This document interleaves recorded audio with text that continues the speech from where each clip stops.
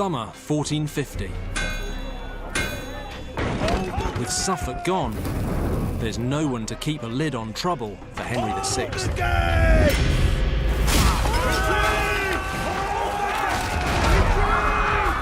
Armed rioters storm the gates of London. They rampage through the city. In an orgy of violence, what England needs right now is a strong king to take control and end the bloodshed. Unfortunately for England, that man is not Henry VI. His dad, Henry V, is famous for beating the French at Agincourt, but this Henry's never even seen a battlefield. He's shallow, pious and foolish, totally out of his depth. He should crush the rebels. Instead, he tries to placate them. He hands them the corrupt and hated treasurer, Lord Say. It only makes things worse. The rebels set up a kangaroo court here at the Guildhall, the commercial heart of the city. They try and they execute Lord Say and his son-in-law. Now, throw in the Duke of Suffolk, and that's 3 of the country's leading nobles murdered by an angry mob. England is dissolving into anarchy. In the mounting chaos, Henry abandons London for the safety of Kenilworth Castle in the Midlands, leaving London's mayor to deal with the rebels. The revolt comes to a bloody climax on London Bridge. The Lord Mayor and his troops push the rebels back across the river and lock the city gates, but the fighting goes on all night. In the morning of July the 9th, this narrow river crossing is packed with bodies, and hundreds more have floated away in the Thames below. At enormous cost, the Lord Mayor has put the rebels down. For now, it's no thanks to the king. Henry may have run for it, but rather astonishingly, there is one royal who has stayed behind. His French wife, Margaret of Anjou. In the king's absence, Margaret acts quickly to damp down the chaos. She promises to pardon any rebels prepared to give up and go home. The royal pardon seems to work. Most of the rebels disperse, grateful to the Queen for saving their skins. But if anyone thinks the Queen is a shrinking violet, they're in for a nasty shock. By the time Henry returns to London, any rebels that haven't had the good sense to accept the Queen's pardon have been gathered together for the King's attention.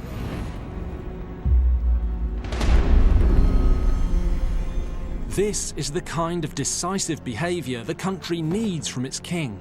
All is ready, Your Majesty. Except it's not Henry being ruthless. It's Margaret.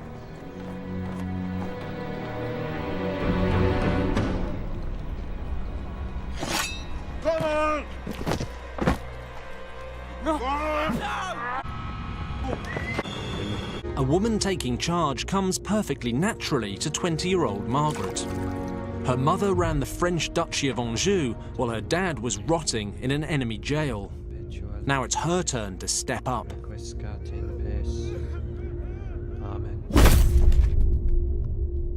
Imagine what it's been like for Margaret of Anjou, daughter of a major French noble, married off at 15 to the King of England. Sounds great.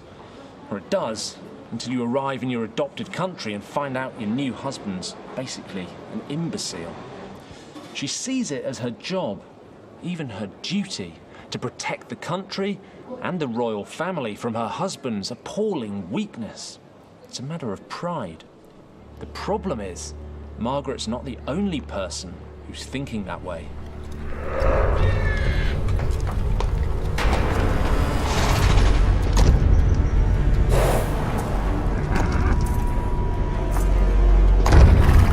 Richard, Duke of York, the king's cousin, and, as Henry and Margaret are childless, heir to the throne. As a seasoned military man who rules Ireland for the king, he has an extremely well-developed sense of his own importance. He's decided it's his job to come home, support the king, and save the country from further anarchy. This is unlikely to go down well with Queen Margaret.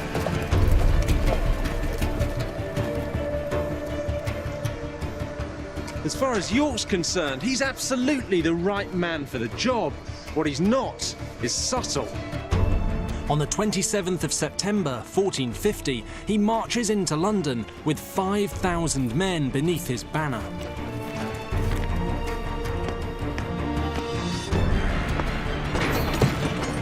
York bursts through these doors to Westminster Palace, where Parliament's meeting. He's come to sort things out, but he goes at it like a wrecking ball.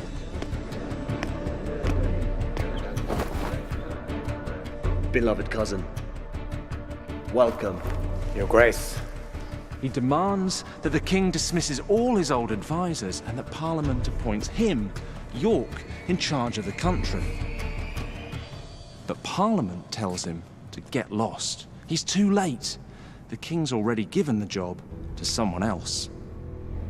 Just 16 days earlier, Henry gave another of his cousins the job of managing England for him, Lord Somerset.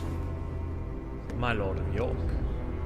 Somerset's just returned from a disastrous French campaign where he lost the key city of Rouen and then committed the ultimate sin of running away.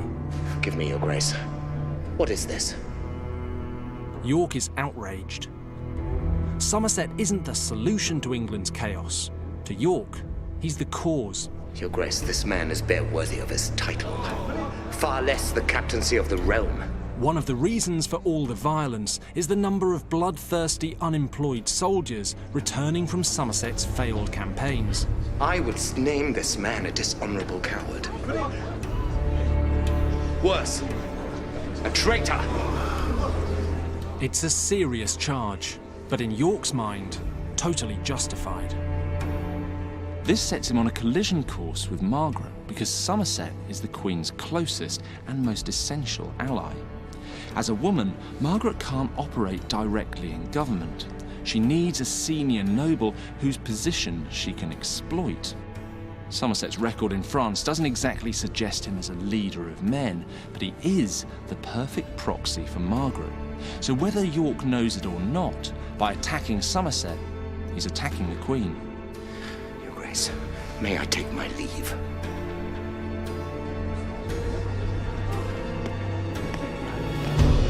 York's absolutely certain that he should be in charge.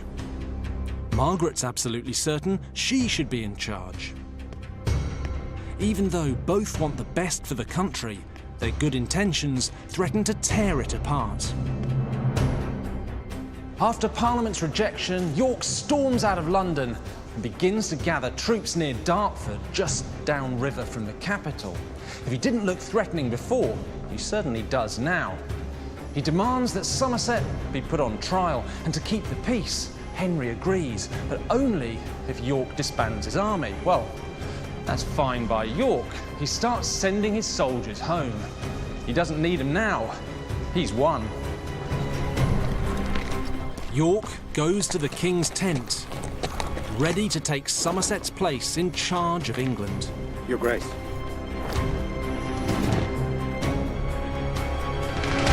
Instead, he finds Somerset still at the king's side. It's a trap. Somerset keeps the top job at the king's side. It doesn't go so well for York. York's forced to ride back through the streets of London between his captors, effectively a prisoner. He's brought to the great medieval cathedral of Old St. Paul's.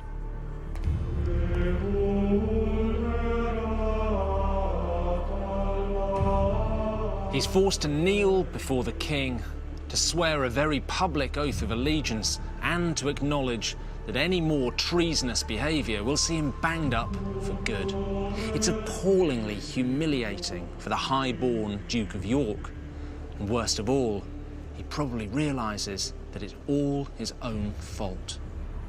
With York back in his box and her man Somerset in position, Queen Margaret's got it all under control. In spring 1453, after 8 years of anxiety and ridicule, Margaret finally fulfills the most basic duty of queenship. She becomes pregnant. If she produces a boy, her position and her power as mother of the heir to the throne will be unbreakable.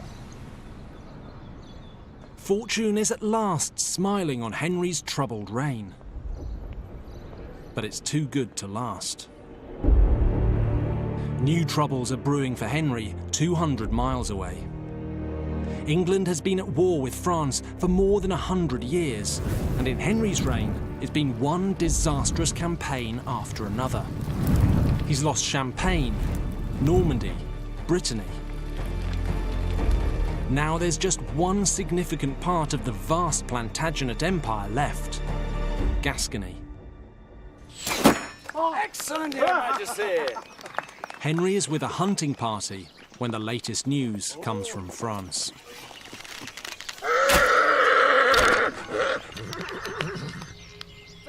It's not good.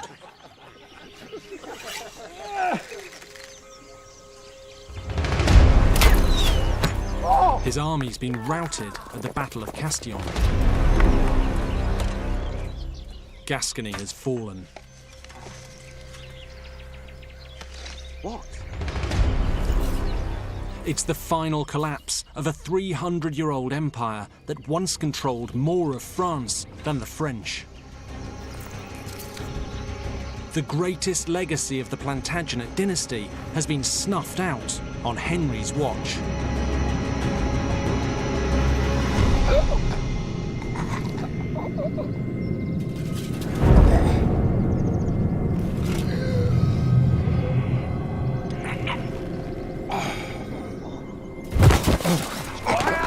Henry collapses into a catatonic stupor. Let him breathe, let him breathe.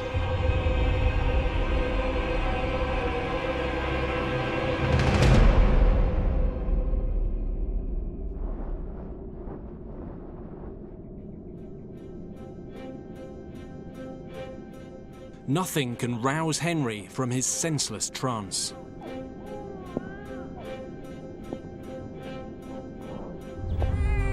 Not even the birth of his son, Prince Edward, 2 months later. Queen Margaret tries to keep a lid on the state of the king, hoping desperately that he will wake up. Margaret and Somerset can't enforce any decisions without a conscious monarch's seal of approval. A power vacuum is developing at the heart of government. The Queen needs to fill it, and fast. Margaret's first move takes place in October 1453, here at Westminster Abbey, when she appoints Somerset as godfather to the new prince. Now, with the king conspicuous by his absence, this is a powerful statement. If there are any doubts that Somerset is the Queen's man, well, there isn't any more. But this is more than just a show of solidarity with her ally. This is a power play by Margaret. She's planning to govern England using the authority of the baby prince. For that, Margaret needs the backing of the nobles. So she gets Somerset to call a great council to acknowledge the baby prince as heir to the throne and sideline the Duke of York, the previous heir, at the same time. Unsurprisingly, York's not invited, but Margaret's plan backfires spectacularly. York's allies in the council insist that he attends. My lords, I greet you well. And when he arrives, he refuses to debate the status of the new prince. Instead, he has one of his closest supporters denounce Somerset as a traitor again. This time, there's no pliable king for Somerset to hide behind. And York knows it.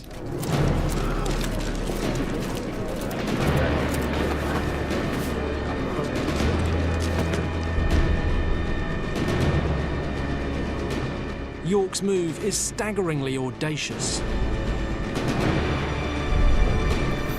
With one deft blow, York has neutered both Somerset and Queen Margaret.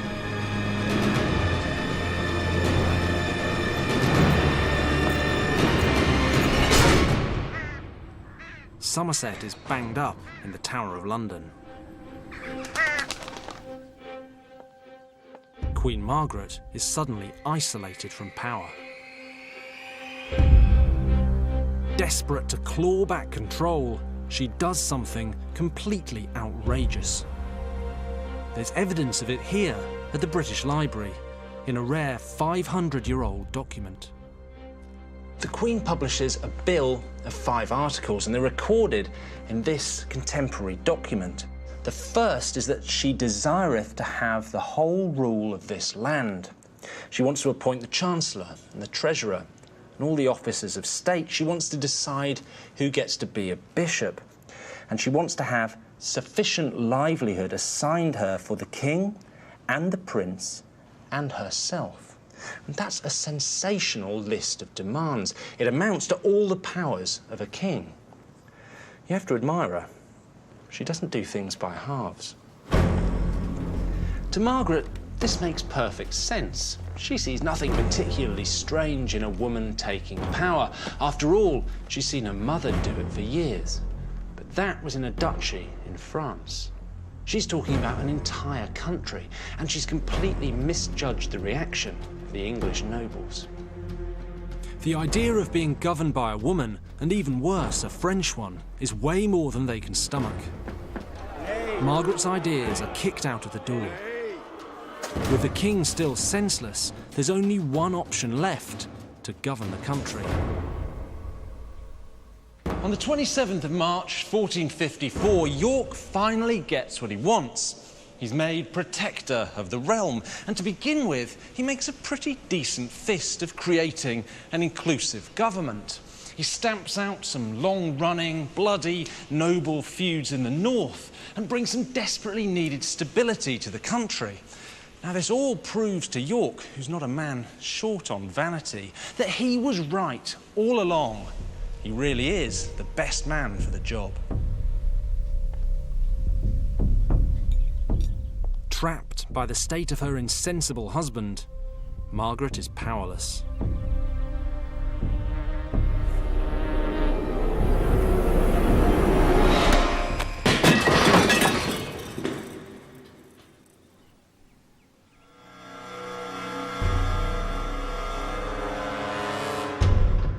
Aided by his close allies like the Earl of Warwick, York is the man of the hour.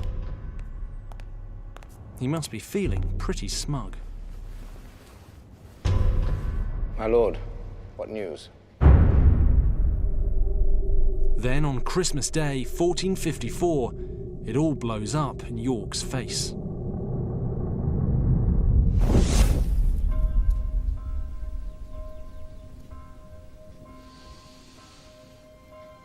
Henry wakes up.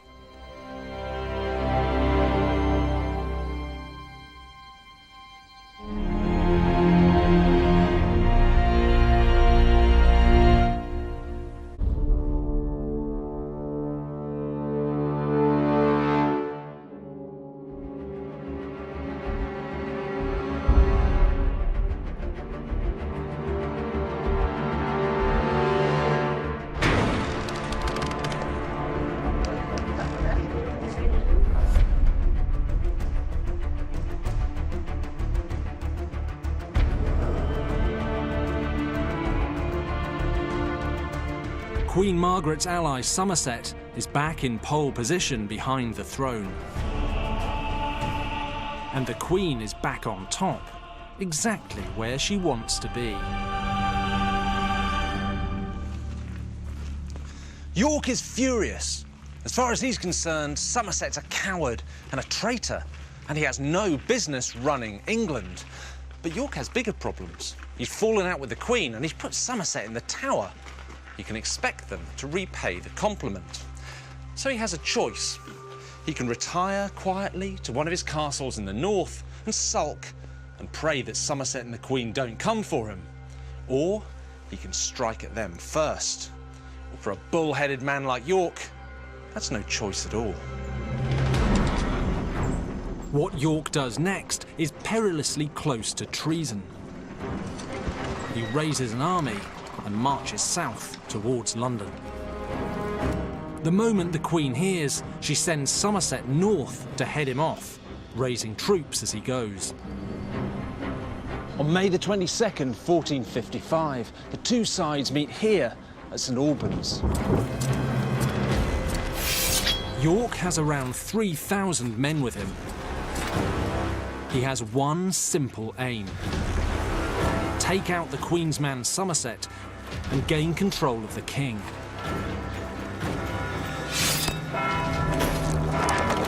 Somerset is holed up in the town.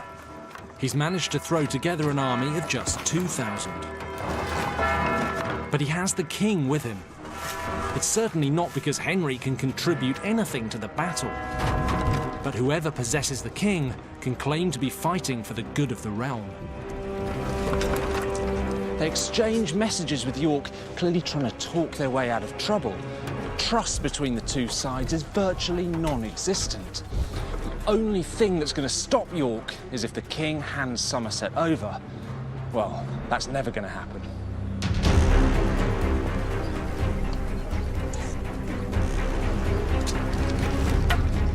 Negotiations are going nowhere. Warwick, the choices are few. It's York's closest ally, Warwick, that makes the first move in the first battle of what will become known as the Wars of the Roses.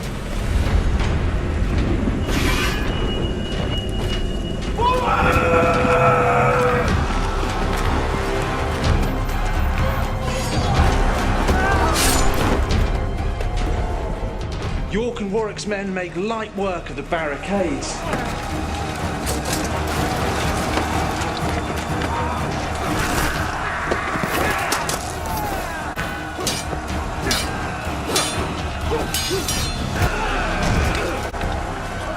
The defenders are taken totally by surprise.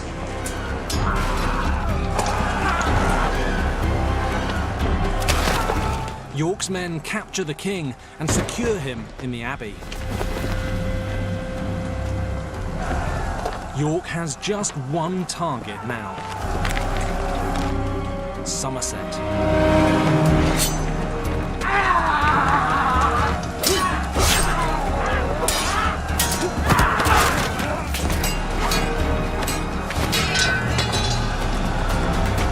Under the medieval rules of war, a high-born noble like Somerset expects to be taken prisoner. It's Somerset, sir. Where do we take him? That doesn't work for York. York is victorious. Somerset's dead. He has Henry in his possession, secured here at St Albans Abbey. But he's crossed a very big red line. He's attacked the king's army. He's killed 3 of the country's senior nobles. And along the way, he started a blood feud with their relatives that'll last for 30 years. It's a bloody turnaround, considering that York's original plan was to bring peace and stability.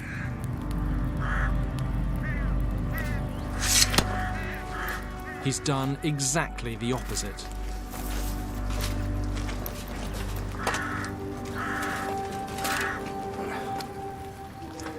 Whatever York may believe, there's no way back from this level of carnage.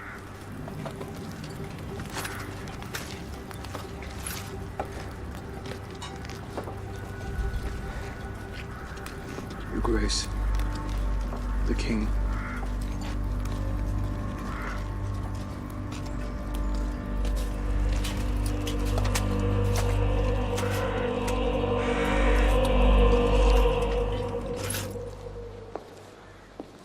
After the battle, York and his allies Warwick and Salisbury come here to meet the king. They fall to their knees before him and profess their loyalty. All they ask in return is that he makes them his advisors, and of course he agrees. But it's not like he has very much choice. Henry VI has now become a puppet, passed from hand to hand, and whoever holds the king rules England. York gets himself reappointed Lord Protector, but his position is legally tenuous. For a start, Henry's clearly not incapacitated this time. And when York starts giving away all the best jobs to his allies, it's obvious that this is a narrow clique, not a unified government. This will be his downfall. Your Grace. The first test comes after just 4 months. My lords, I petition you all for your good assistance in restoring the fortunes of the royal coffers. Years of fruitless war in France has left the king broke. As Lord Protector, York has the unwelcome job of trying to raise more money. For the sake of our most noble king, I beg all of his loyal servants to affirm this cause. He must ask the Lords in Parliament to pass an order Your Grace. that would force them to sign over some of their land to the king. It would be an unpopular move at the best of times, and the slaughter of St. Albans means York is increasingly isolated.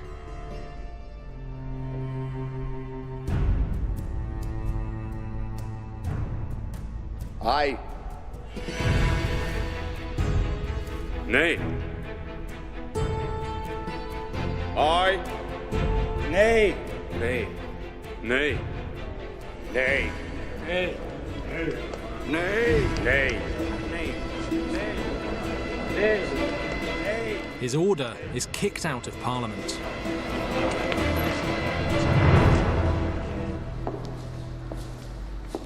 This is incredibly frustrating for York. He's the protector. He should be running things. But without the support of Parliament, he's effectively powerless. Forced into a humiliating climb down, York resigns the protectorate and heads north. Everything he did here at St. Albans, all the blood that was shed, it was all for nothing.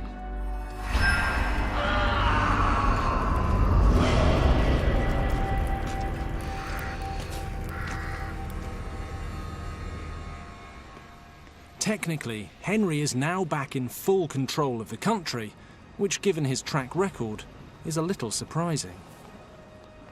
Here at the Bodleian Library in Oxford, there's a book that makes it crystal clear what's really going on. This is the Brute Chronicle, one of the earliest printed books in British history, published just a few years after Henry VI's reign. It's almost an eyewitness account of the time. This is a passage describing events in 1456, barely 6 months after York left London, and it gives us a very clear idea about what people in England thought about their king. So it says here, the governance of the realm stood most by the Queen and her council. And then a bit further down, it is to be noted that every lord in England at this time durst not disobey the Queen, for she ruled peaceably all that was done about the king. And that leaves us in no doubt. It's Margaret wearing the trousers in the marriage, but more importantly, running the country. And actually, she does a pretty good job, which shouldn't be surprising because both York and Margaret share the same aim, stabilising England. But their mutual hatred has gone too far. Controlling England is no longer enough for the Queen. She wants York out of the way, permanently. And she's more than happy to do the job herself. Acting in the name of her husband and son, she recruits an army to take York down. Margaret's troops march north and they catch up with York here in his castle at Ludlow on the 12th of October, 1459. This time, Margaret outnumbers York 2-1. She travels with her army, and like everyone else, she brings the king along for legitimacy. York sends messages to the king claiming to be his faithful subject, but really, it's a bit late for all that.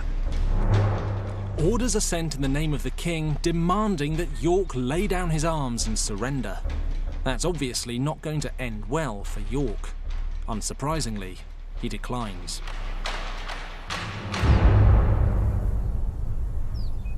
From up here on the battlements, York's men can clearly see the royal standard fluttering in that field over there.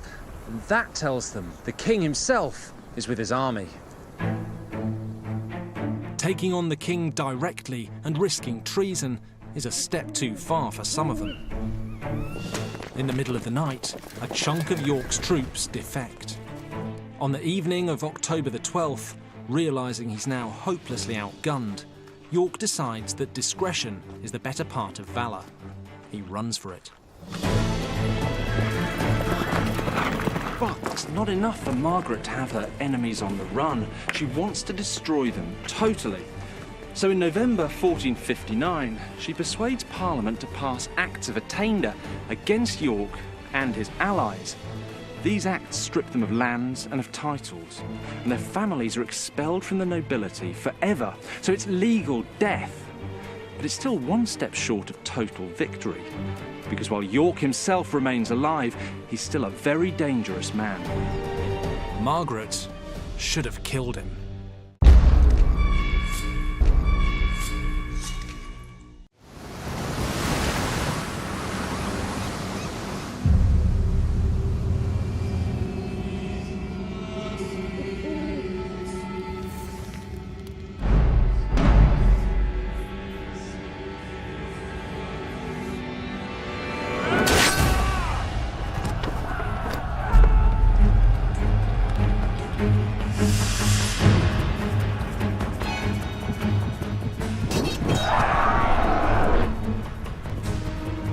The king is brought back to London in the custody of York's ally, Warwick. With Queen Margaret now in hiding, it's safe for York to return to England. But he knows it's only a matter of time before Margaret returns to take control of her husband and the kingdom. York's tried politics. He's tried force. Neither have worked. To stop the Queen, he needs to do something radical. York marches to London, not under his own arms of the House of York, but under the arms of England. Only one man is allowed to do that: the king. York has made his decision. He's going to take the crown.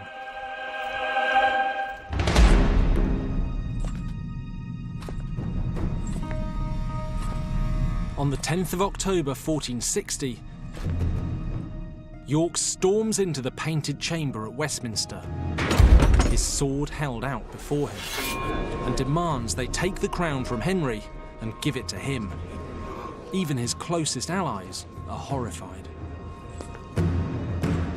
But the truth is, York does have a genuine claim.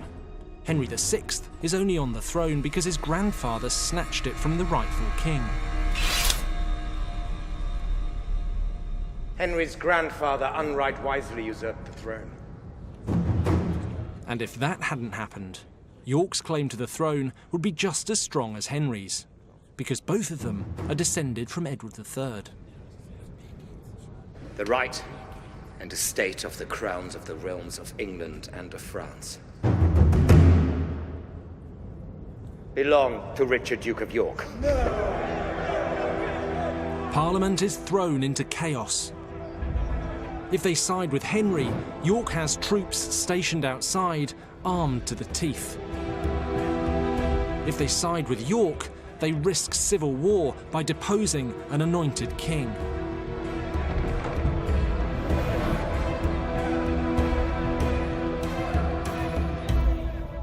It takes 2 weeks for Parliament to make a decision.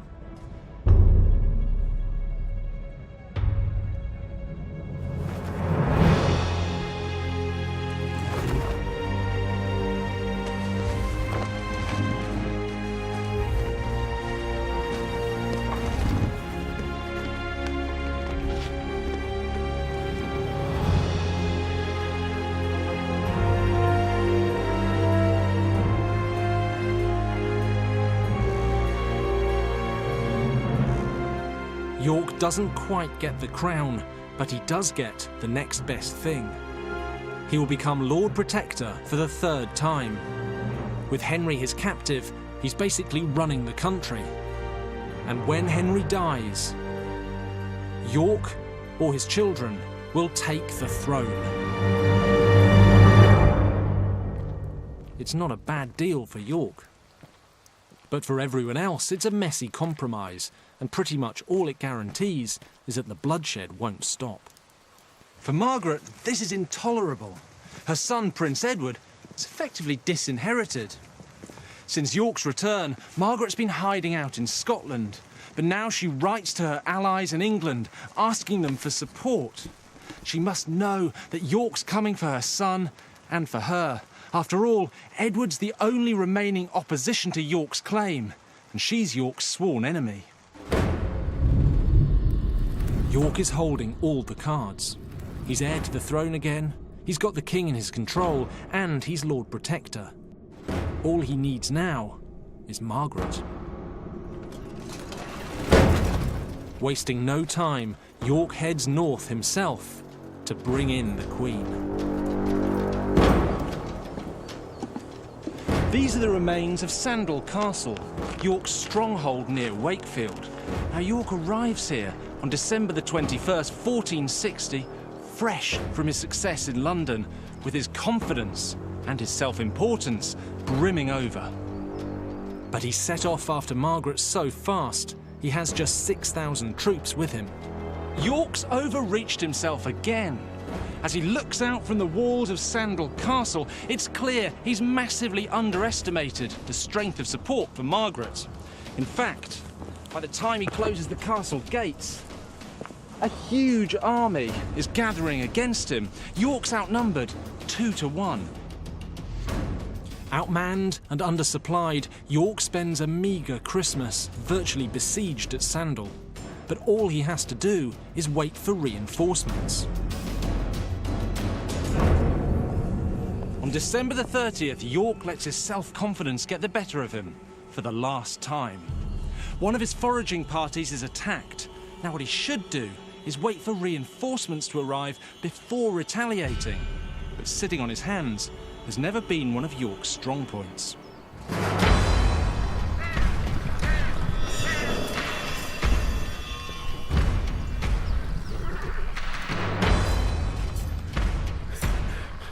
York sets off down Manygates Lane in pursuit of the attackers.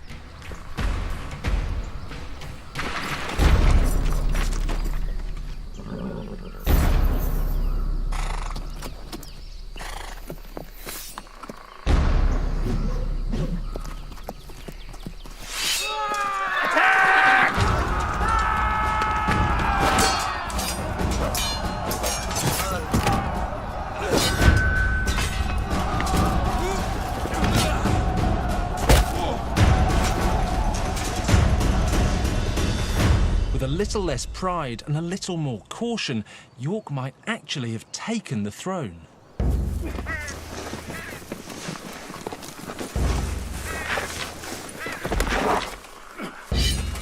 It takes less than an hour for Margaret's men to capture him.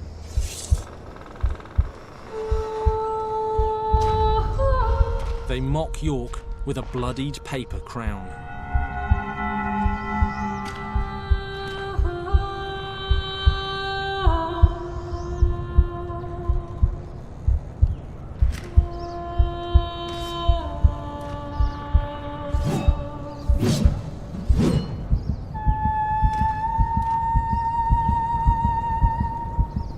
Then, they take the Queen's revenge.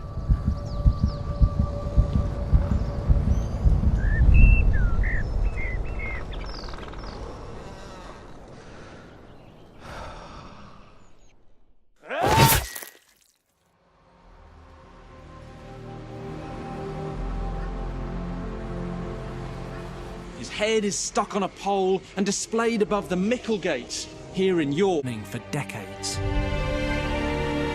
So who's the real villain here? Is it Margaret of Anjou, a woman desperate to stop her husband's rule from collapsing and to save her son's rightful place? Or is it Richard, Duke of York, a man who begins with honourable intentions to save England? In truth, I think it's neither. Both of them were trying to protect England from the real culprit, the feeble-minded Henry VI. It's his weakness that forced the people around him to try and shore up the kingdom for him, making enemies of each other and kick-starting the decades of bloodshed that we now call the Wars of the Roses. Next time, York's son Edward takes the crown with his father's great ally Warwick at his side. But the Kingmaker goes rogue, plunging the country into yet more bloodshed.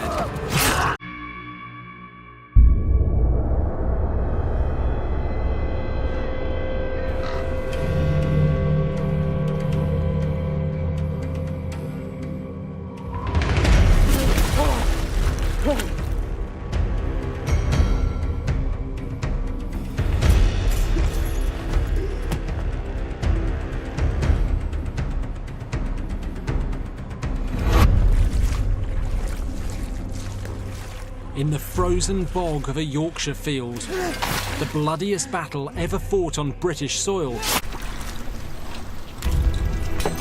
Edward, Earl of March, has gambled that he can snatch the crown from the useless Henry VI and his scheming wife, Margaret of Anjou. And in this battle, he has succeeded big time. The King and Queen's forces have been wiped out. The incompetent King Henry VI is forced to flee to Scotland with his wife and son. This is total victory for Edward. This is the battlefield where Edward triumphs. Just outside the village of Towton, south of York. Perhaps 60,000 men lined up in this field, and contemporaries estimate that 28,000 of them were slaughtered in just 10 hours. That's pretty much half the troops who took to the field that morning. The soil is saturated with their blood. Henry VI may still be alive, but the throne of England is now Edward's. Standing alongside him is the man who more than anyone else made it all happen. Richard Neville, Earl of Warwick, the Kingmaker.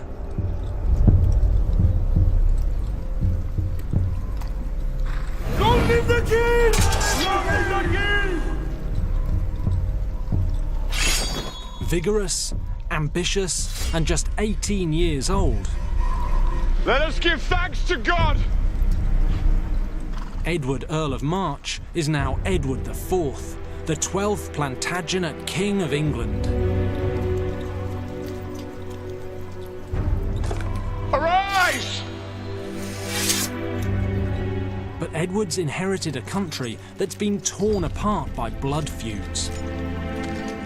It's just 3 months since the same soldiers Edward's just defeated killed his father, the Duke of York. To secure his position as king, Edward needs to end the cycle of violence. It's a mighty challenge for any leader. The man who's going to help him pull it off is his closest ally, Warwick.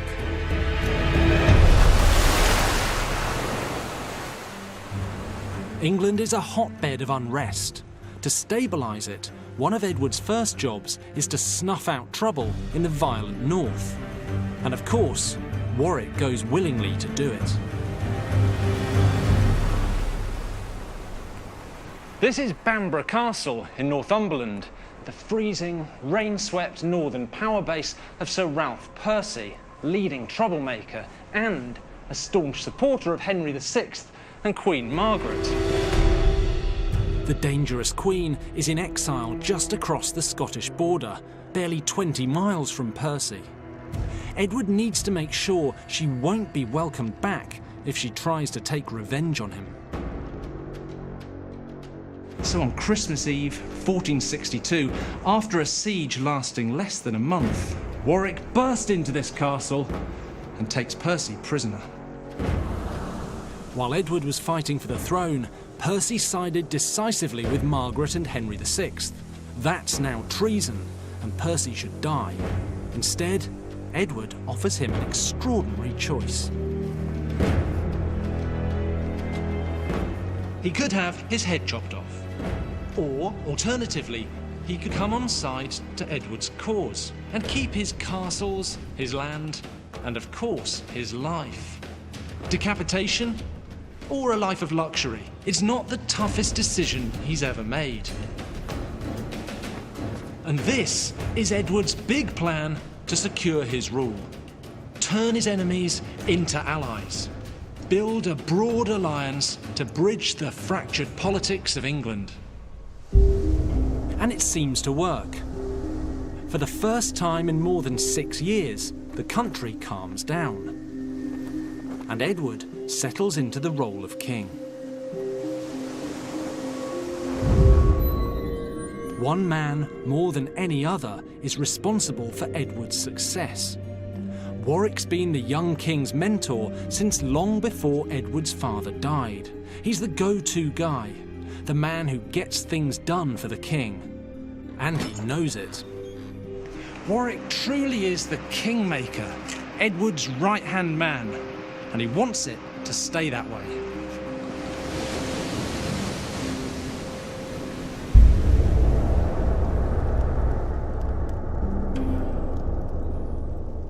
Three years into his reign, things are looking up for Edward.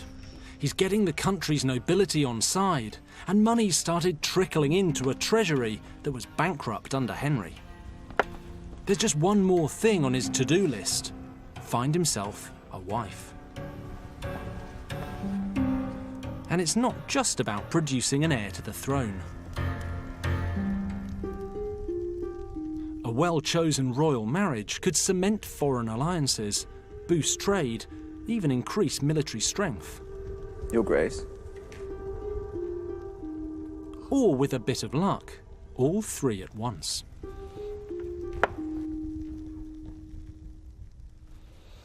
As the king's right-hand man, Warwick believes there's only one man capable of picking a winning bride for Edward. Him. My pardon, Your Grace. May I take my leave, Your Grace, for the affairs of state of which we spoke?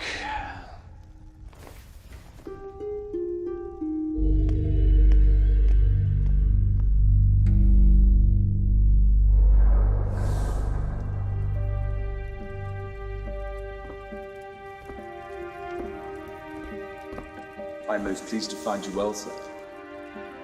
Please.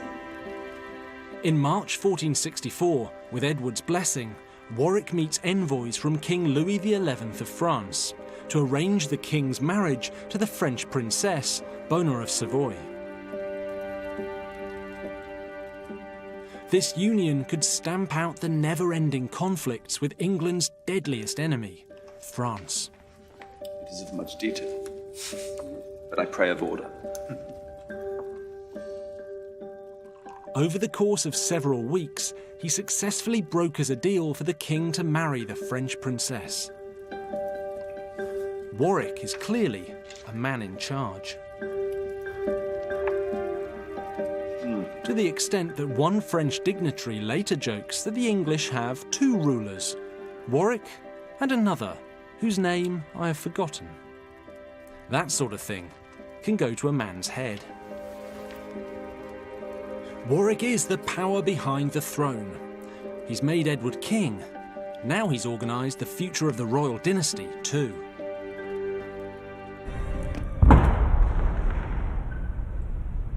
Now tell me, madam, do you love your son?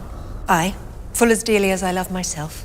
And would you not do much to do him good? To do him good, I would sustain some harm. Then get your husband's lands to do him good. Therefore I came unto your majesty. What service wilt thou do me if I give them? What you command, that rests in me to do. But you will take exceptions to my boon. No, gracious lord, except I cannot do it. Aye, but thou canst do what I do mean to ask. Well, then I will do what your grace commands.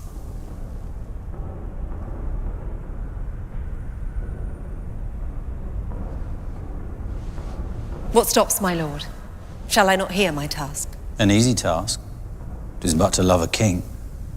That's soon performed, because I am a subject. No, by my troth, I did not mean Such love. Well, then, you mean not as I thought you did. To tell thee plain, I aim to lie with thee. To tell you plain, I had rather lie in prison. Why then thou shalt not have thy husband's lands. Well, then, mine honesty shall be my dower, for by that loss I will not purchase them. Therein thou wrongst thy child mightily. Herein your highness wrongs both him and me. In thy suggestion, I become thy whore. You do mistake my meaning, lady. Say that King Edward take thee for his queen. His queen, my lord? Sweet widow. By my state, I swear to thee, I mean no more than what my soul intends. And that is to enjoy thee for my love. And that is more than I will yield unto. Listen to me, widow. I did mean my queen.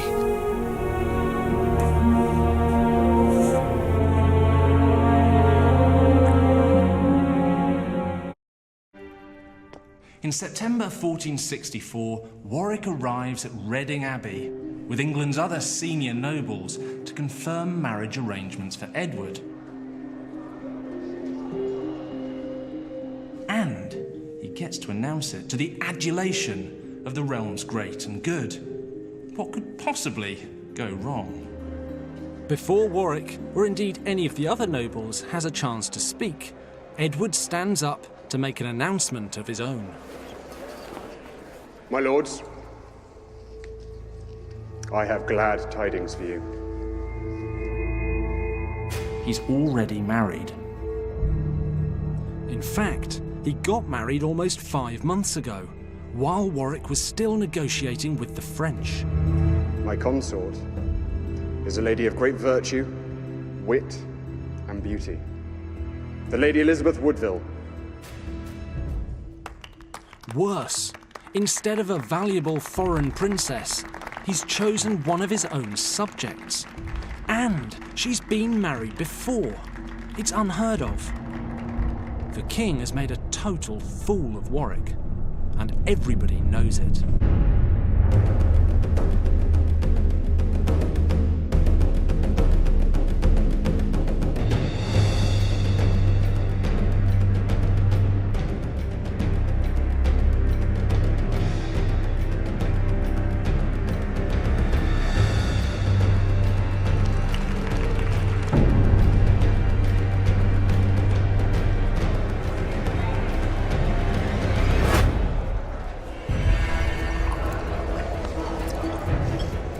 After the coronation ceremony, Edward celebrates and lays on a spectacular feast for his new queen.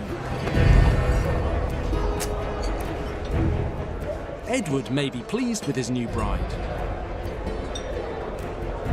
but in the eyes of Warwick and many of the other nobles, Queen Elizabeth's family is basically the enemy, because her father, Sir Richard Woodville, fought against Edward at Towton. Warwick feels so betrayed, he doesn't even make an appearance.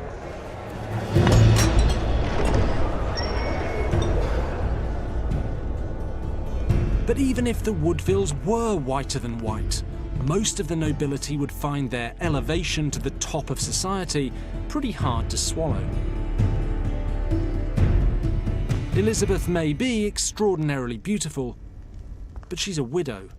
She already has 2 children, and she comes from a large family of extremely ambitious but very minor nobles. Edward IV, King of England, has basically married a chav. Elizabeth brings along her whole family to celebrate. That's 2 sons, 3 brothers, 6 sisters, her mum and dad, and her extended family. This looks less like a celebration for Edward and his new queen, more like a pitch invasion by the Woodvilles. Most of the senior nobility are pretty unhappy about what they see as a huge bunch of low-ranking opportunists muscling in on the well-established order.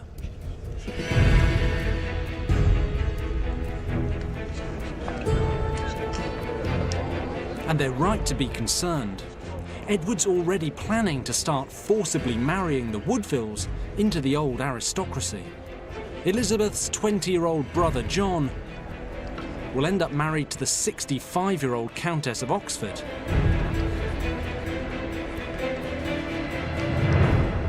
It's all very unsavoury.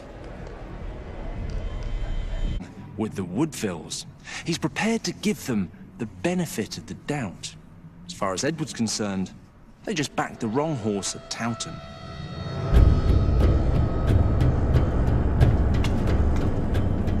And in July 1465, 3 months after Elizabeth's coronation, Edward receives a late wedding present. Henry VI.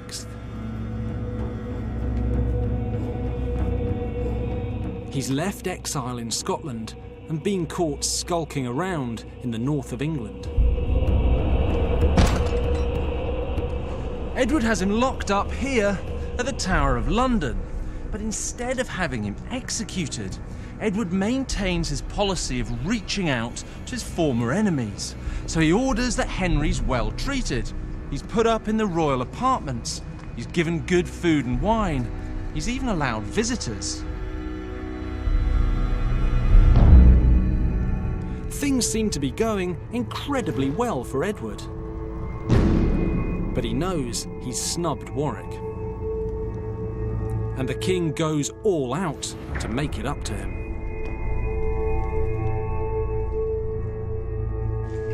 He gives him the Castle of Cockermouth, the hereditary office of Sheriff of Westmoreland, custody of all the royal forests north of the Trent, profits of all the royal gold and silver mines in the same region, wardship of the lands of the wealthy peer Lord Lovell, and control of England's most imposing castle, Dover.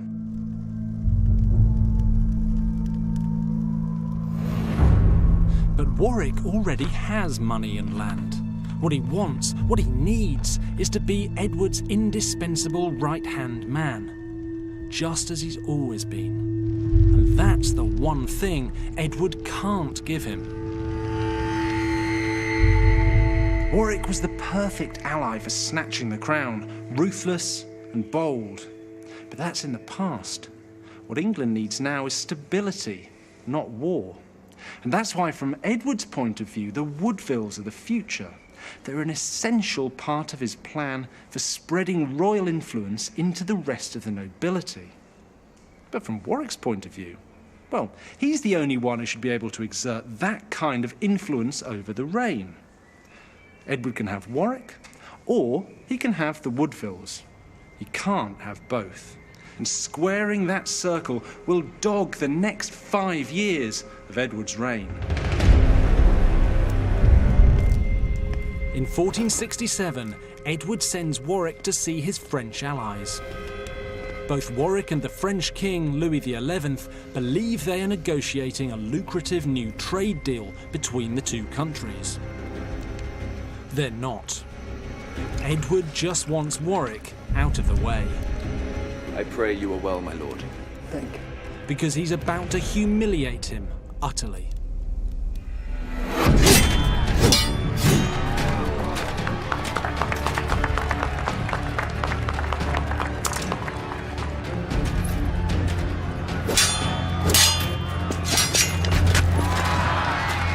With Warwick out of the way, Edward organises a massive tournament at Smithfield, just outside London's city walls.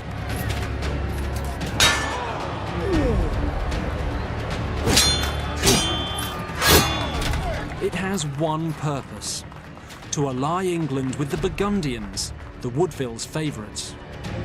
Unfortunately, they just happen to be the mortal enemies of Warwick's pals, the French.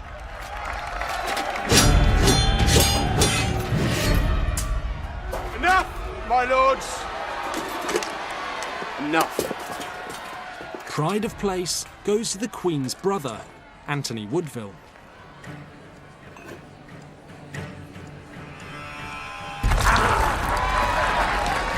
He's been fighting the guest of honour, the son of the Duke of Burgundy, in the tournament show fight.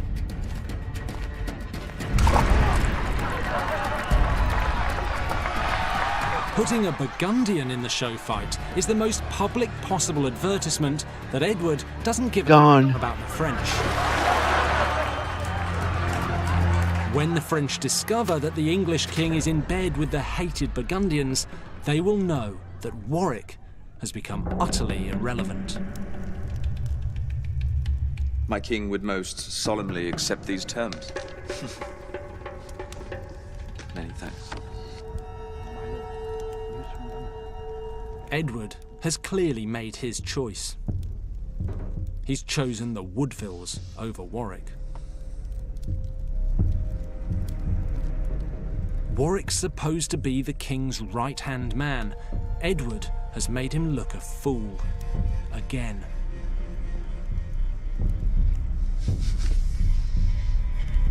It's no surprise that Warwick is becoming paranoid that his influence over Edward is slipping away. It is. Warwick's not the sort of man to disappear quietly into retirement, so he comes up with a plan to win back his influence with the king. He's going to marry his daughter Isabel to the king's shallow, self-serving younger brother, the Duke of Clarence. Until Elizabeth produces a son, Clarence is heir to the crown. So Warwick clearly sees this as a way to leapfrog the Woodvilles. Your Grace, the union of my daughter with Lord Clarence would clearly... Enough.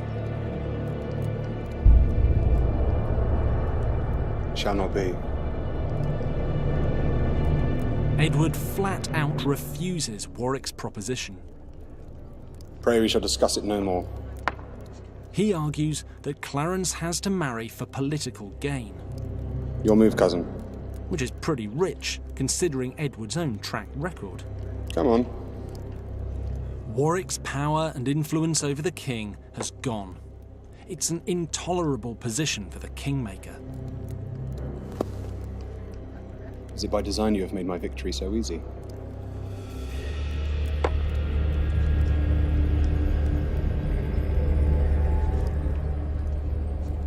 If there's any doubt about who he blames for the rift, Warwick spells it out by refusing to attend a meeting of the King's Council in Coventry if the Queen's father, Lord Rivers, is present.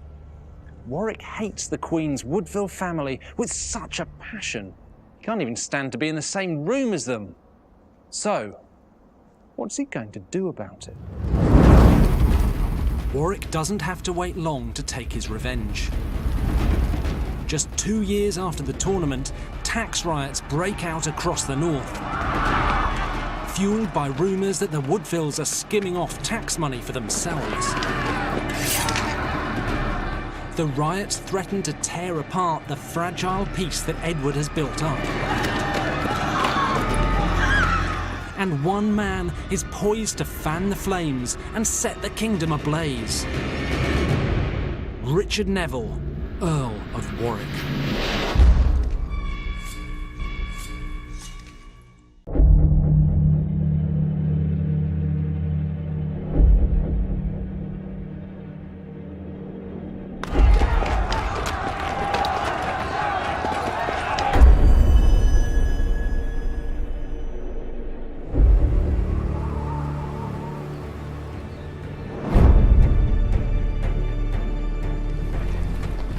By June 1469, rumours circulate that there are 60,000 men being mustered in Yorkshire under the banner of the mysterious rebel, Robin of Redesdale.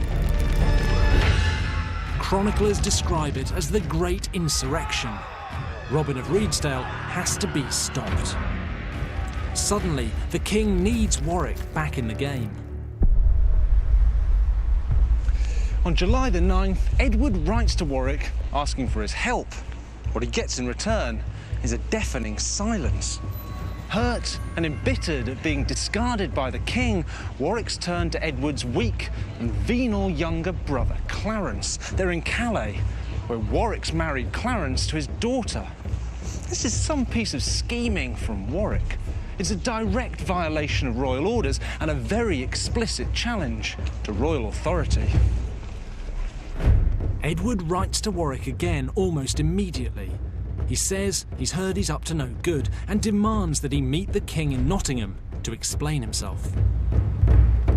Warwick and Clarence don't come. Instead, they publish an open letter. There's a 500-year-old copy of it here at the Bodleian Library in Oxford. And this is it.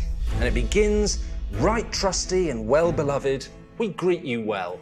Well, that's medieval English for hello.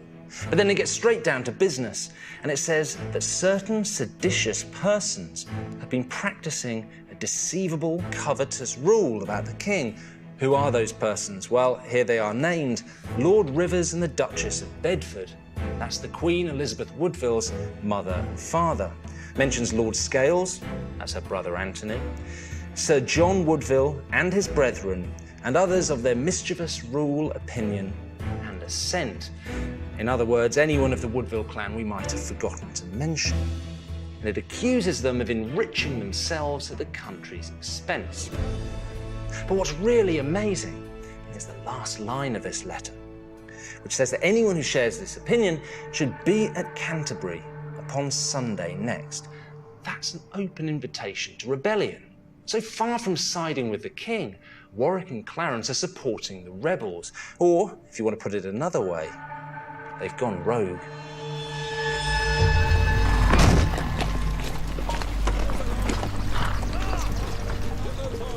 On July the 16th, 1469, Warwick lands in Kent with his new son-in-law, Edward's younger brother, Clarence.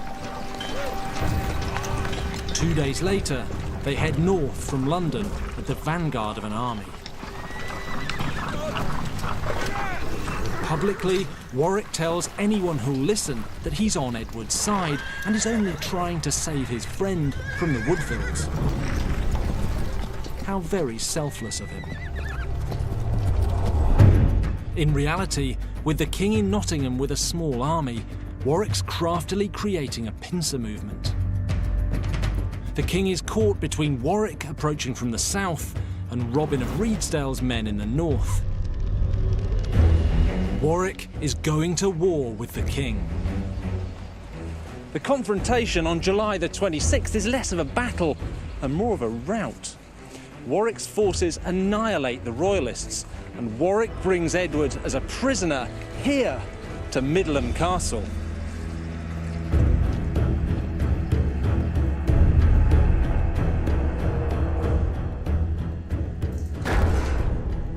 Warwick's success may look like an opportunistic punt that takes advantage of Robin of Redesdale's rebellion. And that's certainly what Warwick wants everyone to believe. But we now know that the shadowy figure of Redesdale is almost certainly Sir John Conyers, a loyal servant of the Kingmaker. The entire rebellion was stage managed by Warwick. So Warwick's got the king banged up. The question is, what's his end game? Because if you're going to imprison a king, you'd better be prepared to replace and to kill him too. So Warwick's best bet might be to have Edward declared a bastard and replaced with the vain and malleable Clarence. But that'll never work so long as Edward's still alive and Warwick's not prepared to take the final step. So maybe he's trying to keep his options open, but he's got the king locked up. I don't think he's really thought this through. Warwick has balked at killing the king. Instead, he takes out his frustration and hatred in a killing spree designed to wipe out as many of the Woodvilles as possible. The highest profile victim is Edward's father-in-law, Lord Rivers.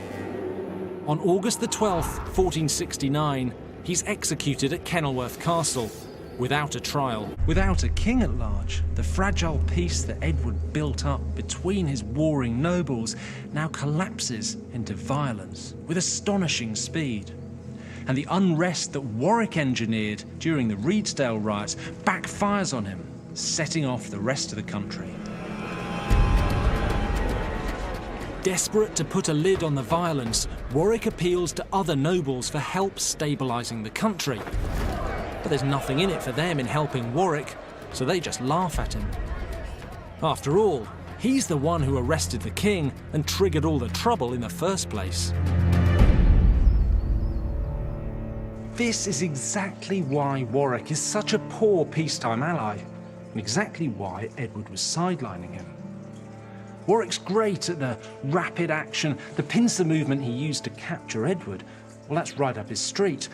What he can't grasp are the politics and the compromises necessary to actually run a country.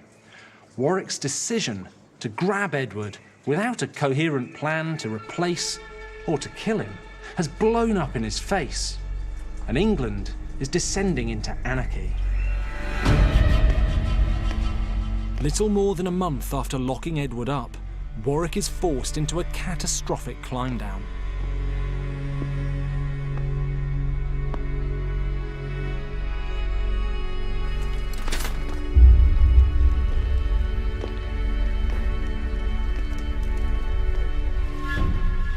The word awkward probably doesn't do justice to the first meeting between Warwick and the king. Sire, all that was done for the good of the realm. Edward's back in control of England. Astonishingly, he sticks to his policy of appeasing his enemies. He forgives Warwick and Clarence. It's recorded that Edward even calls them his best friends. But Warwick clearly remains a dangerous man, and England remains perilously unstable. In March 1470, rebellion breaks out in Lincolnshire, and Edward sends in the troops. They meet the rebels at the village of Empingham, near Peterborough. Edward's men scatter the rebels, and as they run, they tear off any clothing that could identify them, which is why the battle site is known as Loosecoat Field. But when Edward's men run through the rebel leader, Sir Robert Wells, they find hidden inside his helmet letters implicating Warwick and Clarence in the rebellion. It's a damning piece of evidence.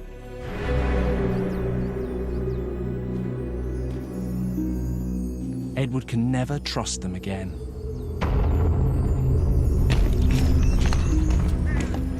This is Warwick's second act of treason. He's bull-headed, but he's not a fool.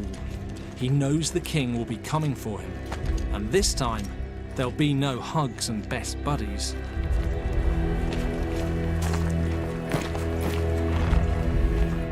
Warwick, the mighty kingmaker, utterly disgraced, is reduced to running for the safety of France, taking Clarence with him.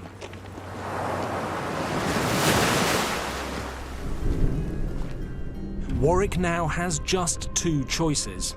He can live out his life in exile, or he can go large and try to wipe out Edward permanently. But to pull that off, he needs a powerful ally. Someone who, if it were possible, hates Edward even more than he does. Margaret of Anjou, wife of the previous king, Henry VI. My lord. The Duke of Clarence. Since her husband's capture nearly 10 years ago, she's been living in frustrated and powerless exile in her native France. My queen. Out of this meeting between the incensed Warwick and the furious ex-queen comes a breathtaking, outrageous plan. Kick Edward off the throne and replace him with Henry VI, the old king, currently locked up in the Tower. After all, Warwick's the kingmaker, isn't he? He did it for Edward. Surely he can do it for Henry.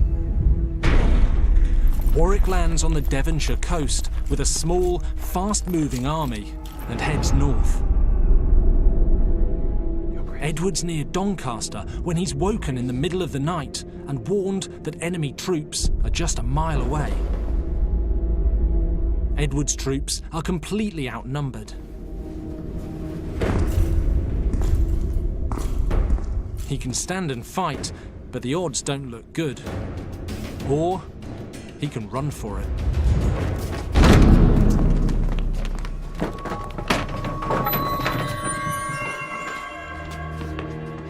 Edward flees to Flanders.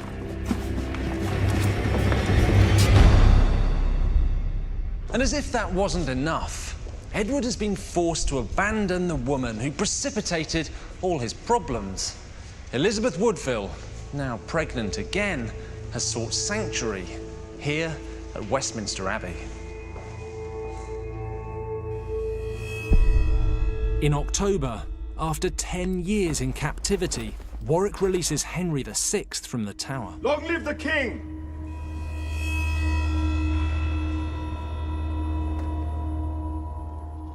This is the man that Warwick's depending on to save England from itself. He must be mad. Henry was always a disaster as king, and nothing's changed. But he's the only card that Warwick has left. So, for the second time in his life, Henry VI is King of England.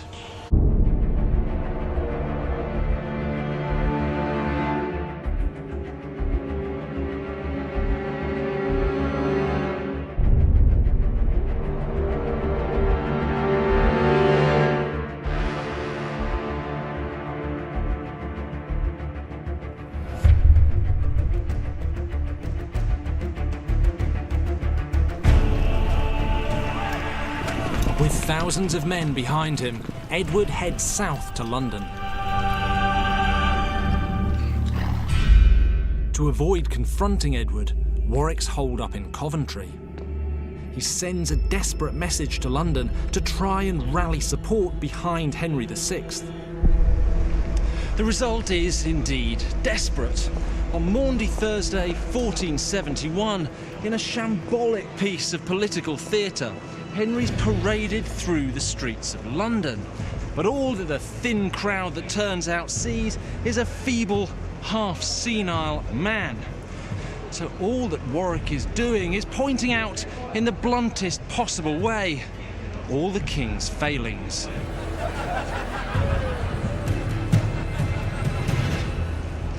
On the same day that Henry's paraded through the streets, Edward enters London at the head of an army. The contrast with the weak and feeble old king couldn't be more extreme. Edward's a strapping, energetic young man, the picture-perfect example of kingship. And whereas Henry's parade was greeted with derision, Edward's welcomed with universal acclaim. And the first thing he does is come here to St. Paul's to give thanks for his safe arrival. Then it's down to business. Edward heads across the river to Lambeth Palace, where Henry VI is waiting. My cousin of York.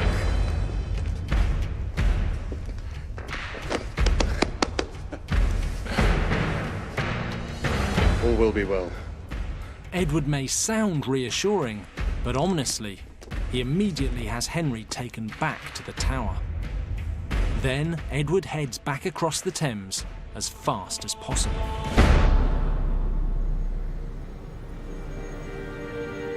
He comes here to Westminster Abbey to be reunited with his wife Elizabeth, who has been sheltering from Henry's men under the laws of sanctuary.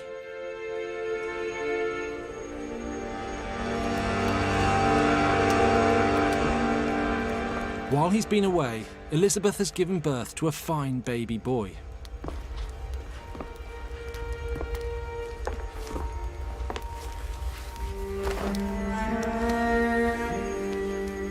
Edward has got his throne back, his wife back, and he's got a son and heir. He is King of England again.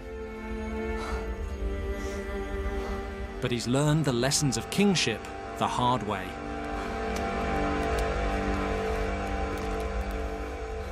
However much Edward wants to avoid bloodshed and recrimination, forgiveness has its limits. And sometimes the only way to keep your throne is to deploy the ultimate sanction: death. So Edward heads north with his army to hunt Warwick down.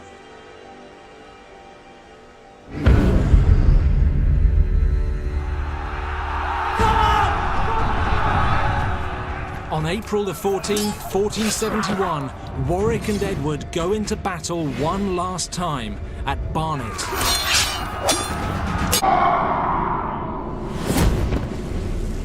Warwick throws 15,000 men into the fight, Edward 12,000. The odds favour Warwick, but confused by heavy fog, his army accidentally attacks itself. In the chaos, Edward's army overwhelms Warwick's men.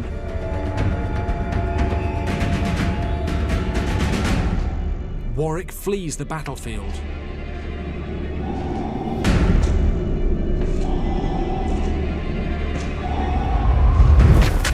But he's hunted down like a dog by Edward's troops.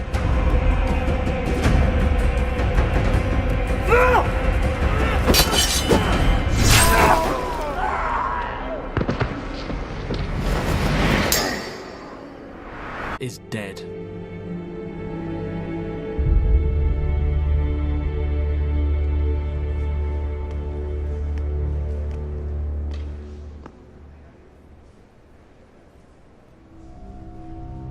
Edward has Warwick's body brought to London. It's stripped naked, except for a cloth covering the genitals, and it's put on display for everyone to see at the old medieval cathedral here in St. Paul's.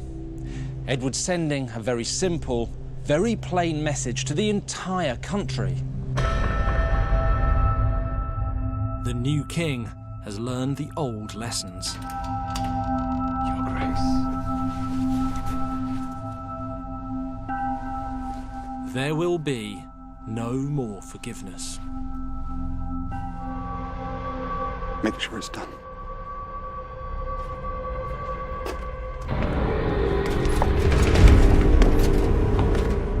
On May the 21st, 1471, barely a month after Edward's victory over Warwick, Henry dies.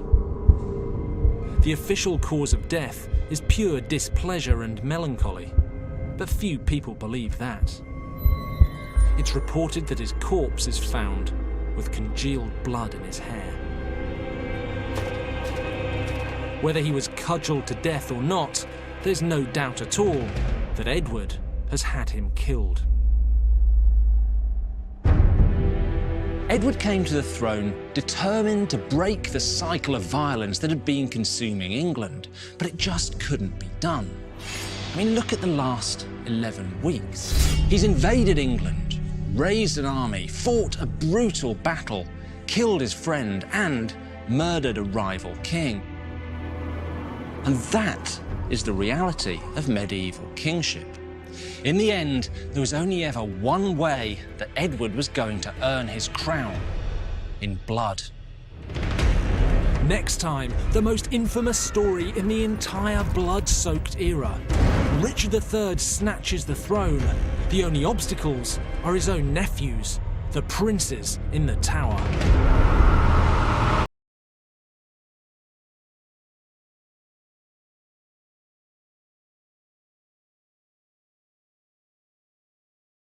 Convoy, hurry!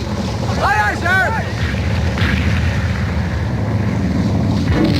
They're firing on us! Just as I feared. They're pirates. Helmsman, hold your course! Battle stations on the double, man!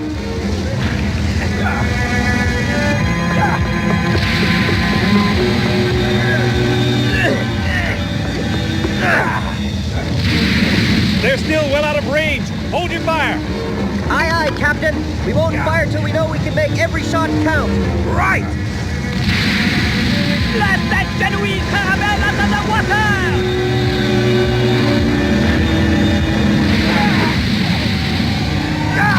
Signal the convoy to split up before we're surrounded! It's no good, Captain! They're too fast for us! Steady as she goes. We'll sail right through their line. Sail through their line? But that's madness! We have no choice, Captain. They're too fast. If we try to escape, they'll drive us against those rocks. Our only chance is to sail straight at them. But they'll blast us as we pass between them! I don't think they will. They'll be afraid of hitting each other. All right, let's try that. We're going to sail through the line, men. Are you ready with your cannon? Yes! Hey!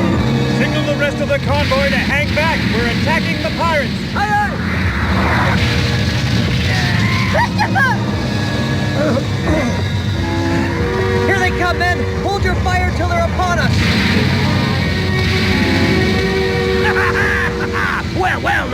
seas have turned free. They'll regret it. Hard a port. Let's see what they're made of. But sir, we're much too close. Remember, don't fire till I give you the signal.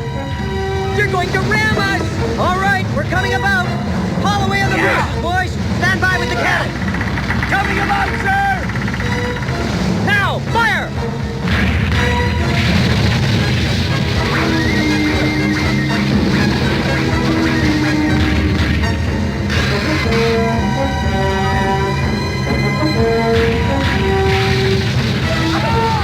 More pirates off the starboard bow! What?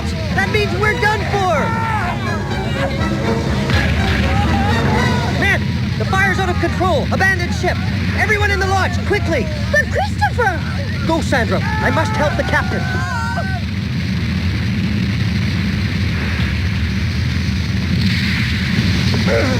Captain! Oh no, I'm too late. The sharks!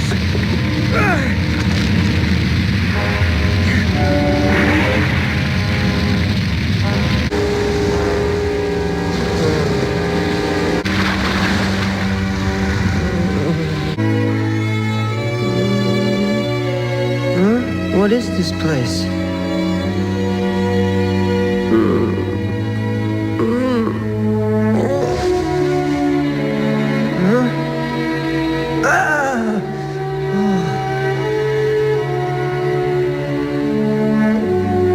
Yes, that's right. Lisbon is the capital of Portugal. There you'll find the charts you need to learn all that's known about the ocean. Then it's settled. I'm going to Lisbon. Do you think you can find a ship that will take me there? Wait a second. Coastal traders make the trip all the time. They'll jump at the chance to have a Genoese sailor aboard. Christopher, are you all right? I've never felt better in my life. Huh? Excuse me. I beg your pardon. Christopher! Martha, would you be good enough to fetch the cat? Huh? Good morning. Good morning, Senor. Columbus. My name is Christopher Columbus. Senor Columbus, I am Felipe Moniz de Perestrello. It's a pleasure to know you. No, the pleasure is mutual. When I saw you here, I just had to tell you that I took your advice and read Marco Polo's book. It was fascinating. Did you really enjoy it? Very much. Oh, I remember I wasn't very polite when we discussed it. Oh, that's all right. Well, well. It was a wonderful book. And to think I would never have read it if I hadn't met you. Time to leave, miss.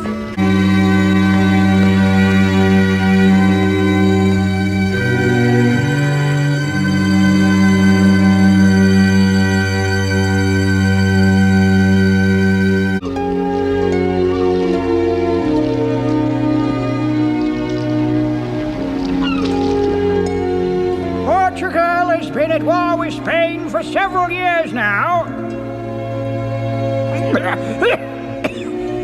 But our kingdom is weary of war. It's time to make peace again. The king is right. The war must make peace. Your Majesty, may I say something? As your Minister of Defense, I urge you to continue the war for the honor of Portugal. How can he speak of honor when lives are being lost, when the nation's wealth is being squandered on this futile struggle? But sire, the war is not futile. Our Mediterranean trade routes are at stake.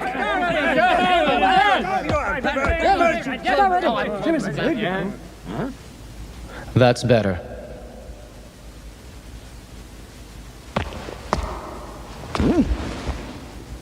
Father, we must make peace, even if it means losing some trade on the Mediterranean.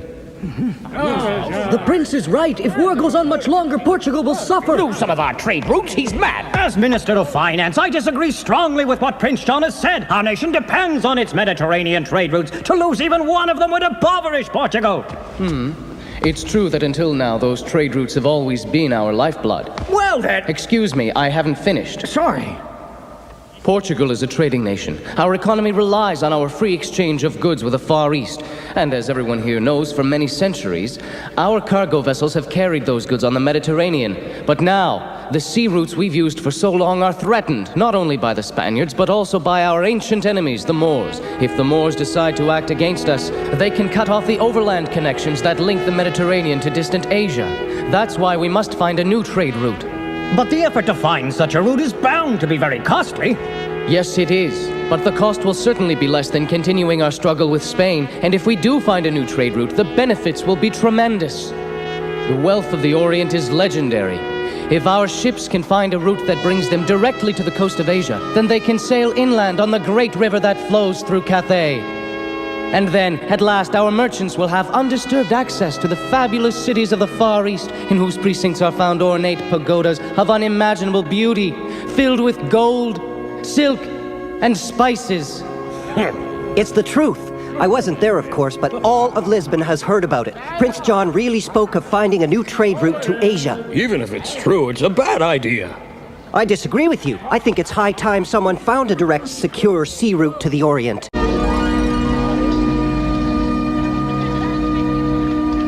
And that is why we have assembled you, the most prominent merchants of Genoa, to raise financing for this ocean voyage.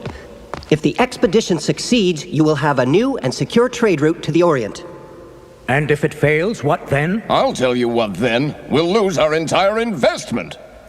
That's not a very attractive proposition. As I said before, there is an element of risk to the project. An element? Is that all you can say? You'll have to be more precise. Gladly. The element of risk in this expedition is no greater than that of any ocean voyage. Oh, come now, Captain. You can't honestly expect us to believe that. After all, this is a plan to send ships into uncharted waters without knowing whether there's land on the other side. The risk is huge. He's right. Gentlemen, please, listen to me. It's true this will be a risky voyage. I do not deny that. But if you give me 2 ships and good crews, I swear to you, I will succeed in this project and bring glory to all of you. But, Captain Columbus, we do not care about glory. We are businessmen. What we want is a profitable investment. Glory is fine for dreamers and adventurers, not for men like us. But you could profit from trade with the Orient. Yes, we could. And we already do. Oh, yes, we profit greatly. You see, the present trade route to Asia is unreliable, but it still pays. Of course, a direct and secure link with the Orient would be ideal. But since no such link exists, what's the point in wasting our money on futile efforts to find it? We're far better off doing business as we always have. I'm sorry, Captain Columbus, but we won't invest in your venture. That's your final decision? You're passing up a great opportunity, and I know that someday you'll regret it.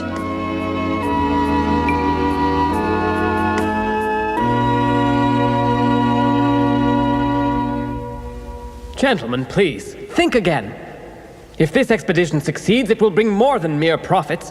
It will give us access to new lands. Senor Torres, I think we've heard enough. We've made our decision based on sound business principles, and nothing you can say is going to sway us. Sound business principles? Is that all you can think of? This is a dangerous time. We must find a new land where Torres, this is the kind of talk that led the Spanish government to expel you. Everyone here shares your concerns. However, seeking a new land would not be wise. But we face persecution because we're Jewish. Jewish? No, you're wrong. In Genoa, we're free to practice our faith. Genoa is tolerant. So are many of the cities in Italy. I do admit that things are tense in Spain and Portugal. Tense? What do you mean by that? In those countries, there are plans afoot to establish a religious inquisition. Members of our faith will be interrogated and deported. And worse. That's why you must finance this expedition, to find an escape route for our people! If we establish a direct link with Asia, we can make plans for... You're not even listening to me! We know what you're going to say. You think the Orient could provide a refuge for those fleeing a religious inquisition, but you're mistaken, Torres. Your plan would fail, even if this escape route existed. It does exist, and... Christopher Columbus and Filippa Moniz de Peristrello, I now pronounce you man and wife. May the Lord bless and sanctify your union. In nomine Patri et Filii et Spiritui Sancto. Amen.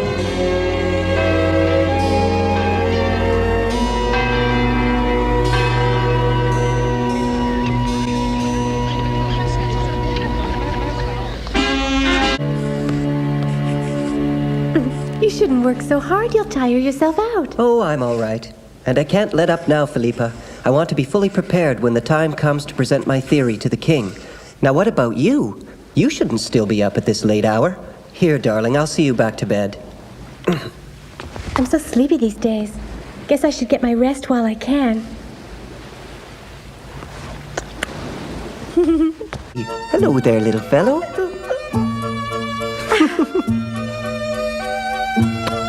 Could I hold him in my arms for a minute? Of course.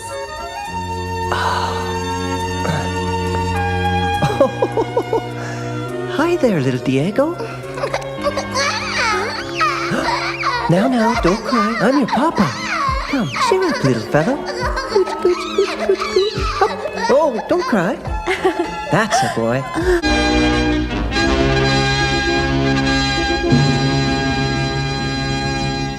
I hereby renounce my crown.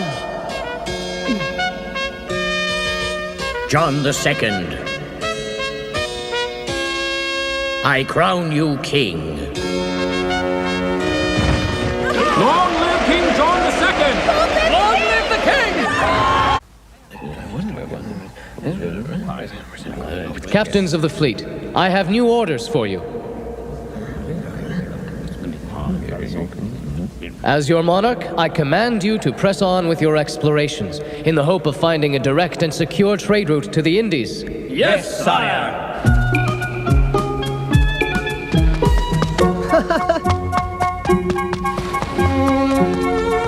Philippa, I have wonderful news.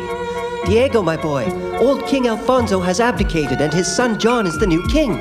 I'll be leaving on a voyage for Africa soon to take measurements of latitudes and prevailing winds. Then I'll be ready for my audience with the king. Don't cry. Hey, Diego, you were happy a minute ago. Come on now. Oh, don't you cry. Funny little fellow. If I didn't know better, I'd say you were pleading with me not to leave. Come, cheer up now, Diego. I promise I won't be away from home for long. There. Time to... Philippa, you look pale. Oh, it's nothing. I'm a little tired, that's all. I'll be sure to rest. Don't you worry. But I do worry. Maybe I should postpone my voyage. I'm fine. And you mustn't postpone your voyage. You have to be ready for your audience with the king. You're right. I'll stick to my plan. I leave tomorrow. Huh? Tomorrow? You have to prepare. Stay here. I'll take care of it myself. All right, then. Come quickly! Diego needs me, but I'm so weak. Huh? Good heavens! We must tell the master about this. No, Martha. I forbid you to tell him. Understood? Oh. Your Majesty, I am deeply honored to be given audience. My name is Christopher Columbus. I'm told you have a theory that you wish to present to me. Yes, Your Majesty. But it's more than a theory. It's a plan to provide Portugal with a new trade route to the Indies. Forgive me for laughing, but it is hard to believe. Come now, Columbus, you're not fooling anyone. The only direct route to Asia is around Africa, and you know it. You're wrong. There is a better way to reach the Indies, by sailing westward across the ocean. Westward? That's right. Allow me to explain. This should be amusing. A westward route to the Indies? What a ridiculous notion.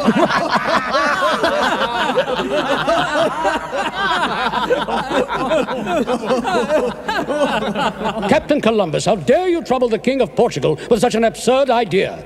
No one has sailed across the ocean, and no one ever will. I believe you're mistaken on that point. Your Majesty, my idea is simple. Why go all the way around Africa when Asia can be reached by a more direct route? We hear it claimed that no one has ever crossed the ocean before, but the Vikings did it 500 years ago. That's right. Norse legends tell of ocean crossings to a land called Vinland. I believe this Vinland is actually Asia. If Vikings managed to do it, then modern Portuguese ships should have no trouble sailing across the ocean. Clearly, the voyage will be a navigational challenge, but the potential rewards are huge. Rewards? A direct route would make it easier to trade with Asia. Greater trade means prosperity. not only for the Kingdom of Portugal, but for every single trading nation in Europe. I know some are committed to the African route, and I wish them good luck in their search for it, but I remain convinced that Portugal has far more to gain from venturing west across the ocean. Your Majesty, I've drawn a detailed chart which shows my proposed route to the Orient. With your permission, I'd like to open it here and explain my plan for a westward ocean crossing. Needless to say, there will be comments and questions, and I'll be only too happy to answer all of them. For I have faith in my plan, great faith, and I am fully prepared to defend it.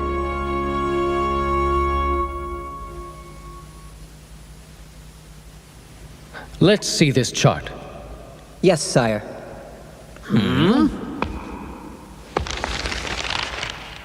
Here are the known waters of the Atlantic Ocean. Since the world is round, it follows that a ship which sets sail from Portugal and heads west will eventually reach Asia. Yes, but after how long a journey? You've hit on a crucial question there, Your Majesty. If the distance is too great, then there is no point in attempting the voyage. A ship would run out of fresh water before reaching Asia. Well then, that settles it. The whole idea is simply too risky. Wait, I'm not finished. Your Majesty, for several years now, I've been doing extensive research on the distance a ship would have to cover to reach Asia. Based on my own navigational measurements and on my readings of works by Ptolemy and Marco Polo and Toscanelli, I estimate the distance to be 2,500 miles. That's very far, Captain Columbus. Yes, it is, Your Majesty. But assuming highly competent crews and sturdy, well-equipped vessels, I arrived at the following estimate. The voyage from Europe to Asia can be accomplished in the space of 40 days. You speak with confidence, Captain. Too much confidence, in my opinion. The ocean forms a great natural barrier. The Lord did not intend men to break that barrier. Attempts to sail across the ocean will never succeed. God's wrath will defeat them. I beg to differ, Your Grace. A new route to Asia would benefit the Church and its missions in the Far East. That's why I believe the Lord would smile upon this project. Your Majesty, I am Bartolomeu Diaz. I am a captain in the Royal Fleet, and I think an ocean crossing of this distance is simply too dangerous. There are dangers in any voyage, but I am convinced that with the right captain in command, this plan will succeed. Your Majesty, if you approve this project, I promise you I will prove these skeptics wrong. You would command the expedition? Yes. I have all the qualifications. I know I may seem youthful, but I have considerable experience in ocean sailing. If you approve this plan, I promise you I will bring glory to you and to Portugal. Can you believe it? This Columbus fellow is serious about crossing the ocean. How many ships would you need, Captain? 2, Your Majesty. The 2 best in the Royal Fleet. Why, of all the cheek! Is he serious? I'd also require a crew of 25 able seamen for each ship. In addition, I need provisions for 90 days and a purse of gold for trade. I've never seen such gold. The king will surely refuse. Why, his demands are outrageous. It's greed, pure and simple. He ought to be tried for insulting the king's dignity. That will do. Captain Columbus? Sire. Your proposal intrigues me. Your arguments are forceful, your logic most impressive, and as for your requirements, they make very good sense to me.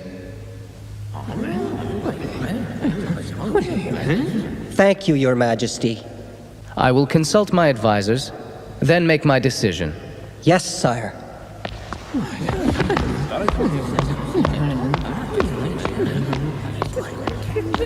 Your Majesty! I know, you don't like the project. Neither do I. As finance minister, I'm convinced that this project would be a drain on the royal treasury. It might also harm Your Majesty's good reputation. Why do you say that? It's obvious if you sponsored such a reckless project, people would naturally conclude that you are a reckless king. That's a chance I'm prepared to take. I want this plan examined by a committee of scholars. If they decide that it's feasible, I will approve it. Yes, Your Majesty. Because lives are at stake, that's why. If Columbus makes this voyage, 50 sailors will go with him. And if his calculations are wrong and ours are right, every man on the expedition will waste away of thirst thousands of miles from land. In his place, would you still take the risk? Yes, sire, I suppose I would. And so would I. Continue your work.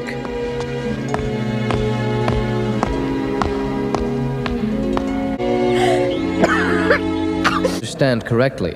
You're recommending that I reject the proposal because you think it would lead to an expensive failure, and you'd rather I sponsored more voyages down Africa's coast. Yes, with all due respect, the committee feels that the African route is the best one. We believe it is only a matter of time before a Portuguese vessel rounds the African continent to reach the Indies. As for this proposal, its failure could become a national embarrassment. I have no great fear of embarrassment. Rather, I'm thinking about the future of my country, and the best way to make that future bright is to expand her influence as a trading power, don't you agree? Of course I do, sire. But the nation's wealth is limited. We simply can't afford this scheme. Enough. You've made your point. But I'm afraid you haven't convinced me. I instruct the committee to re-examine every aspect of this plan. And quickly. Frankly, I'm intrigued by it. And I cannot understand why the committee is so bent on rejecting it. If, after re-examining the plan, the committee still thinks I should reject it, then I will. I understand, sire. I expect your report in a week. Yes, Your Majesty. Your proposal is rejected. Rejected? And why is that? First of all, there was a serious error in your distance calculation. What? That's Let me finish. Then there was the question of cost. Quite simply, your scheme would have been too expensive. Is that your last word? Yes! Captain Columbus has left, sire. Was he very disappointed? Yes, bitterly.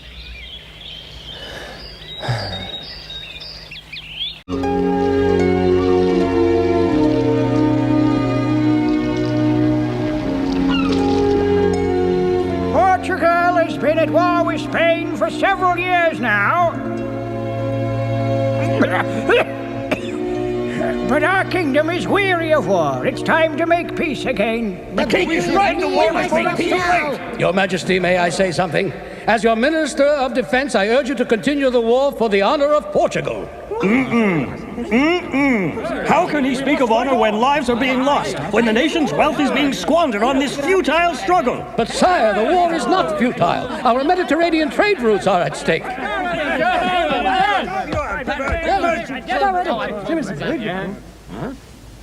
That's better.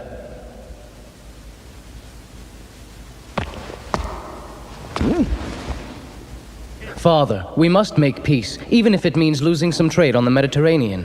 The prince is right. If war goes on much longer, Portugal will suffer. Lose some of our trade routes? He's mad. As Minister of Finance, I disagree strongly with what Prince John has said. Our nation depends on its Mediterranean trade routes. To lose even one of them would impoverish Portugal. It's true that until now, those trade routes have always been our lifeblood. Well then... Excuse me, I haven't finished. Sorry. Portugal is a trading nation. Our economy relies on our free exchange of goods with the Far East. And as everyone here knows, for many centuries, our cargo vessels have carried those goods on the Mediterranean. But now, the sea routes we've used for so long are threatened, not only by the Spaniards, but also by our ancient enemies, the Moors. If the Moors decide to act against us, they can cut off the overland connections that link the Mediterranean to distant Asia. That's why we must find a new trade route. But the effort to find such a route is bound to be very costly. Yes, it is. But the cost will certainly be less than continuing our struggle with Spain. And if we do find a new trade route, the benefits will be tremendous. The wealth of the Orient is legendary. If our ships can find a route that brings them directly to the coast of Asia, then they can sail inland on the great river that flows through Cathay. And then, at last, our merchants will have undisturbed access to the fabulous cities of the Far East, in whose precincts are found ornate pagodas of unimaginable beauty, filled with gold, silk, and spices. It's the truth. I wasn't there, of course, but all of Lisbon has heard about it. Prince John really spoke of finding a new trade route to Asia. Even if it's true, it's a bad idea. I disagree with you. I think it's high time someone found a direct, secure sea route to the Orient.